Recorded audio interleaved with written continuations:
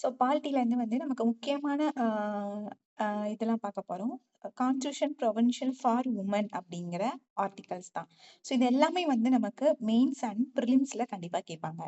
Constitution province for woman என்னெல்லாம் வந்து உமன்ஸ்க்கு வந்து ப்ரொவின்ஷியல் குடுக்குறாங்க. ஸோ கான்ஸ்டிடியூஷன்ஸ்ல இருந்து.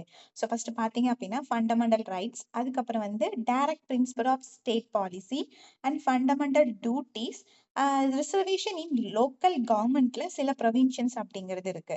இப்போ வந்து பாத்தீங்க அப்படின்னா இந்தியன் கான்ஸ்டிடியூஷன்ஸ்ல வந்து நமக்கு உமனுக்கு வந்து ஈக்குவாலிட்டி, டிக்னிட்டி அண்ட் எம்பவர்மெண்ட் இதை வந்து பில்ட் பண்ணணும் அப்படிங்கிறதுக்காக தான் இது நிறைய ஃபர்ஸ்ட் போடப்பட்டாங்க. ஸோ அப்போ அதுல இருந்து நமக்கு வந்து இந்த 4 டிவிஷன்ஸ் தான் கொடுத்துருக்காங்க. ஸோ ஃபண்டமெண்டல் ரைட்ஸ் அப்படிங்கிறது அடிப்படை உரிமைகள், டிபிஎஸ்பி அப்படிங்கிறது வந்து அரசு நெறிமுறை வழிபாட்டும் கோட்பாடுகள், ஃபண்டமெண்டல் டியூட்டிஸ் அப்படிங்கிறது வந்து பாத்தீங்கன்னா அடிப்படை கடமைகள், இந்த ரிசர்வேஷன்ஸ் தான் லோக்கல் கவர்மெண்ட். ஓகேங்களா?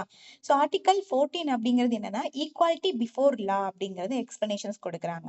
அடுத்து ஆர்டிகல் 51ல 1 பார்த்தீங்கன்னா prohibition discriminations based on gender. So உங்களை வந்து டிஸ்கிரிமினேஷன்ஸ் பண்ணி ஜெண்டர் படி உங்களை வந்து டிஸ்கிரிமினேஷன்ஸ் வந்து பண்ணிக்க கூடாது அப்படிங்கிறது. அடுத்து ஆர்டிகல் 15(3) பார்த்தீங்க அப்படின்னா allow special provision for women and childrens வந்து நமக்கு எக்ஸ்பிளனேஷன்ஸ் கொடுக்குறாங்க. அடுத்து ஆர்டிகல் 16 அப்படிங்கிறது ஈக்குவல் ஆப்பர்ச்சுனிட்டிஸ் இன் பப்ளிக் எம்ப்ளாய்மெண்ட்ல வந்து நமக்கு ஆர்டிகல் 16 அப்படிங்கிறது நமக்கு எக்ஸ்பிளனேஷன்ஸ் கொடுத்துருக்கு. ஓகேங்களா? ஸோ இதெல்லாமே யூஸ் பண்ணி உமன்ஸுக்கு வந்து இது எம்பவர்மெண்ட்டாக இருக்கும். ஓகே அப்படின்னா டிபிஎஸ்பி.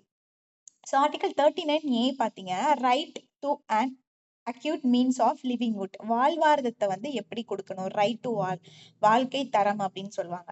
அடுத்து 39D பார்த்தீங்க அப்படின்னா equal pay for the work, சம ஊதியம் சம வேலைகளுக்காக அப்படிங்கிறது கொடுத்துருக்காங்க. அடுத்து வந்து ஆர்டிகல் 42 அப்படிங்கிறது வந்து மெட்டர்னிட்டி லீவ், அதாவது நீங்க ஒரு பெண் இருந்தாங்க அப்படின்னா அவங்களுக்கு மகப்பேறு விடுப்பு அப்படிங்கிறது இது மூலியமா தான் கொடுக்கப்படுது.